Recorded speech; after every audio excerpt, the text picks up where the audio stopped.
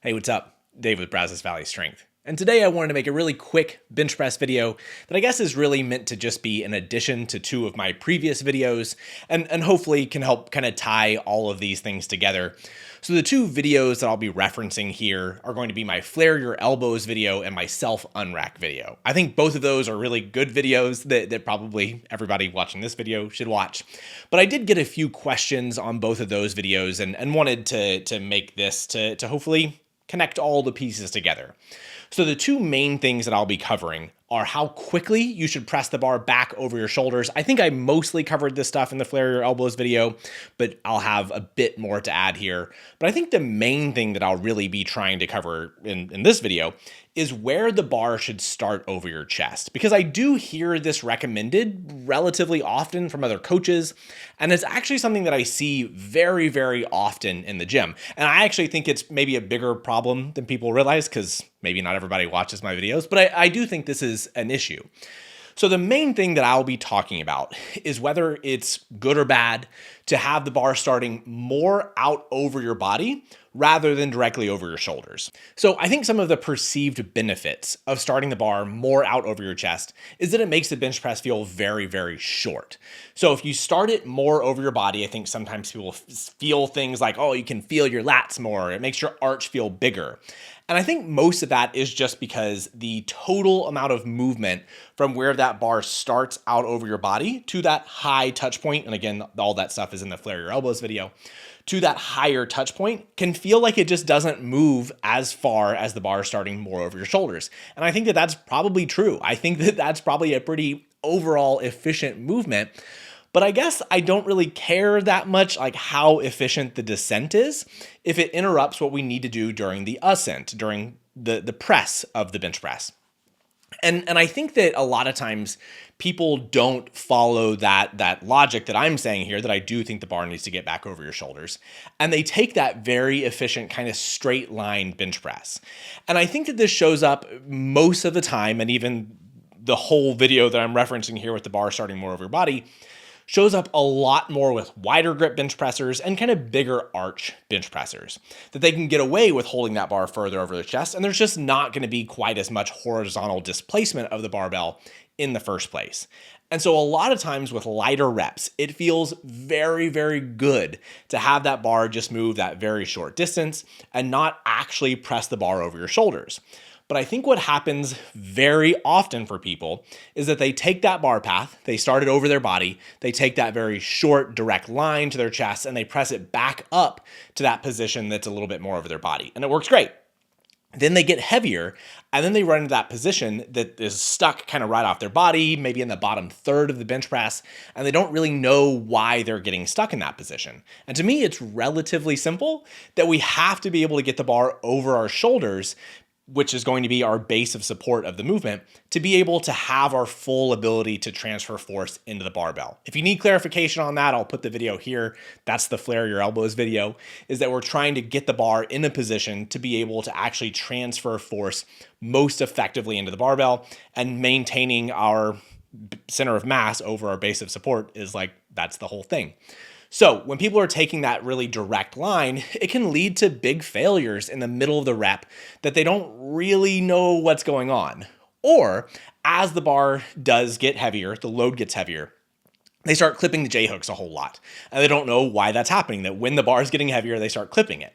Well, it's probably because habitually, or just kind of naturally, intuitively, they start pressing the bar back a little bit more, as I would say that they need to. But now the J-hooks are in a position that are just going to be in their way. And I think this is maybe the biggest problem, is that they start to learn that habit that when it's really heavy, that they are clipping the rack, and they feel like they shouldn't be doing that.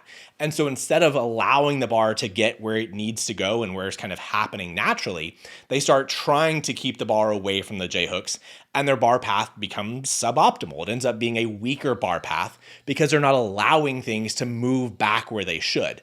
And that's a big problem to me. And that habit is really, really hard to break. That lifters have that sticking point in the middle because they know they're going to hit the rack otherwise. So then their bar path doesn't get back over their shoulders. And then we have to go back to that stuff that I said in the Flare Your Elbows video, that we really have to do a lot of work to overcome that. And I think that sometimes people they go towards things like the self unrack that I talked about. I'll put the video here. They do the self unrack, and they find it a lot more efficient to start significantly more under the rack, where their head's like at the very end of the bench press, maybe even off the bench press at times. The bar is kind of starting over like their chin or so. And it feels very efficient to be able to unrack the bar essentially directly over their shoulders and then hold the bar out in front of the J hooks. It probably is. It probably is an efficient way to start, but it's not an efficient way to press. And that right there is something that I see super commonly, that people are unracking the bar and the bar is like effectively touching the J hooks or very, very close to it. And it feels like there's a ton of efficiency going on there. And then they're failing some of their heavier reps. And it's all of these issues kind of combined. So I do think that your starting position on bench press does matter a lot. And I don't think that the trade-offs, the benefits of holding the bar out of your chest and making it for a very short, kind of efficient descent outweigh the drawbacks of messing with potentially getting you too close to the rack, building those bad habits of not allowing the bar to move back like it should, and then just generally making a lot of the pressing components, the pressing habits that we have end up really being problems. So I think that when you're unracking the barbell, we should be setting up in a position that gives you that clearance to be able to press the bar back fully every single time. And that will allow much, much stronger pressing long term. Now, one of the main questions that I got in the Flare Your Elbows video is basically how fast should the bar move back? And I guess I covered it broadly the way that I think is appropriate, meaning that I don't think that we should be cueing any amount of time that the bar needs to get back over my shoulders. And for sure, I shouldn't be putting a lot of effort in that initial press when the bar's on my chest. If I'm putting a lot of effort, like almost any amount of effort, into moving the bar directly back, instead of pressing the bar hard vertically, then I'm probably getting in my own way with that. What I said in the video is that a lot of times during warm-ups, I need to build the habit of flaring my elbows and moving the bar back and kind of forcing those things with lighter warm-ups. Because when it's heavier, I have to have full intent to be able to press the bar vertically.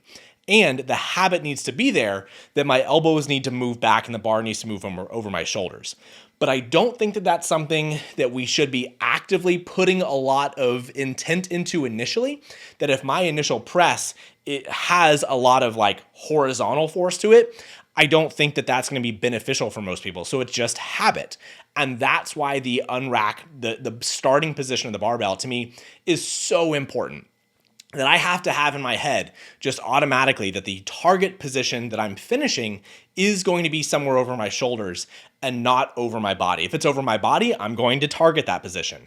If it's over my shoulders, my press, my hard press is going to gravitate back towards that position that I need it to be in. And what we'll see with pretty much everybody, and I think is the correct thing, is that as the load gets heavier, that bar will move back faster over my shoulders than it does with lighter weights. It has to, right? That at lighter weights, I don't need that full amount of power, and I can kind of take an efficient line back to that starting position. But when I need full force, if I have to be able to have all the strength of my muscles to be able to press, it's going to require me to be on top of my shoulders to be able to actually finish that weight. So it's totally, totally normal for heavier weights to move back over your shoulders faster. But that's not something that I would be like deliberately trying to cue. But it's totally important that all the habits are already there so that that position just happens naturally. So effectively, I'm saying press the bar as hard as you can and build all of those habits around it so that the overall bar path fits what we need to happen and creates efficiency within the lift. So hopefully that answers all the questions from those two videos. I do think that those are really good videos to watch. I think the self-unrack video actually has a lot of good information, kind of like this kind of stuff that doesn't just totally apply to how to get the bar out of the rack. It has a lot of setup stuff and those kind of things. And I think it's a pretty solid video. And I think the Flare Your Elbows video is probably one of the more kind of core fundamental bench press videos that I've ever made. So anyway, watch those two if you like. If you did like this video, give me a thumbs up, subscribe to the channel if you haven't already, and we'll see you next time.